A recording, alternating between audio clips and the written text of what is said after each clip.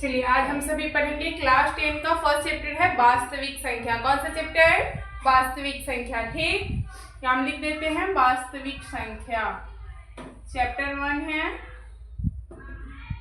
वास्तविक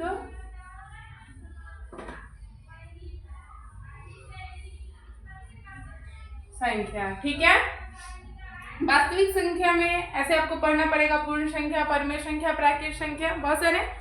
चलिए तो यहाँ स्टार्टिंग मेनली हम करते हैं परिमेय संख्या से। ठीक है, परिमेय संख्या वैसी संख्या जिसे हम p बटा q के रूप में यानी अंश बटा हर यानी हम भिन्न के रूप में लिख सकते हैं, है ना। तो उसको हम क्या कहेंगे? परिमेय संख्या। लेकिन ध्यान रखना है कि q equal to not zero, मतलब उसका जो हर होना चाहिए वो जीरो नहीं होना चाहिए। ठीक, अंश जीरो है तो पूरा माने जीरो हो जाता है। जैसे अब मान लीजिए कि हम कहीं लिखे 0/2, है ना, तो इसका वैल्यू हो जाएगा जीरो। ठीक, 0/करोड़ भी लिखेंगे तो ये जीरो ही आएगा। लेकिन हम 2/0 नहीं लिख सकते, ये लिखेंगे तो गलत हो जाएगा, अर्थात ये परिमेय संख्या नहीं है। ठीक, ये दूसरा तथ्य हमने लिखा है कि पाई एक अपरिमेय संख्या है जबकि 22/7 एक परिमेय संख्या है। देखिए पाई क्या है? तो पाई एक अपरिमेय संख्या, लेकिन उसी का मान होता है सन्निकट मान 22/7, तो वो क्या हो गया? परिमेय संख्या। ठीक, ये ऑब्जेक्टिव क्वेश्चन बहुत ज्यादा पूछता है कि पाई एक कैसी संख्या, और उसी को उलझा के पूछ देगा कि 22 कैसी संख्या, तो 22/7 कैसी संख्या, तो उसमें डिस्टर्ब नहीं होइएगा। ठीक है, ध्यान दीजिएगा कि पाई अपरिमेय और उसका मान जो है सो परिमेय।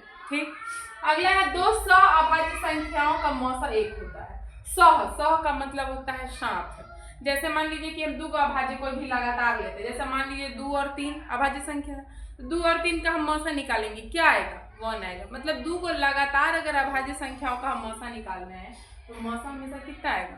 1। ठीक, उसके बाद देखिए भाग एल्गोरिथम, यहाँ क्या नाम है? भाग एल्गोरिथम, यूक्लिड विभाजन एल्गोरिथम भी इसी को कहते हैं। इसका सूत्र है a बराबर bq प्लस r, जहाँ 0 छोटा या बराबर r से और r छोटा है b से। छोटा क्या होता है? तो जिधर का सिरा बंद है वो तीर का चिन्ह छोटा, और जिधर ये खुला हुआ है वो वाला भाग बड़ा। समझ में आ गया?